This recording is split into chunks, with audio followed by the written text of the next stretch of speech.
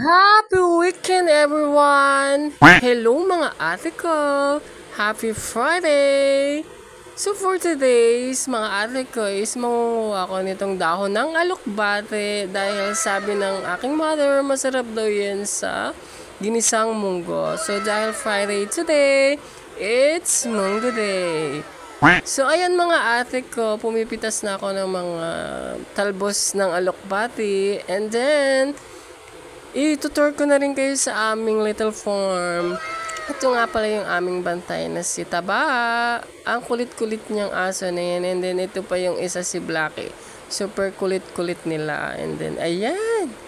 Ito rin yung aming tanim na patola. Ang dami na niyang bunga. Ang sarap-sarap niyang gagawing soup. Lalagyan ng itlog, diba? So naglaway kaya, no? And then ito yung aming 45 days chicken. So for today is 8 days na sila ngayong araw. Ang lalaki na nila sobra. Ito na yung ating gagamitin mamaya sa ating pagigisa ng munggo. Ginayat ko na yung ating sibuyas, bawang, kamatis, at syempre meron tayo dito pork. Ayan. So, ito yung ating kinuwang dahon ng alokbati. So, first time ko talagang titikim nito sa ginisang munggo. First time ko magluto ng munggo na may ganito. And then, maglalagay din tayo ng repolyo.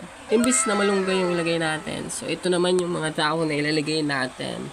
So, let's go mga riko. At syempre, ilalagay natin siya nito. Ito yung isa sa pinaka-paborito ko sa munggo talaga. Hindi masaya ang munggo, aminin nyo, hindi masaya ang munggo pag walang ganito. Diba? At syempre, ito yung ating munggo. Pinakuluan ko na siya, pinalambot ko na, pinaduro ko na siya kanina. Yan, ayan. A few moments later.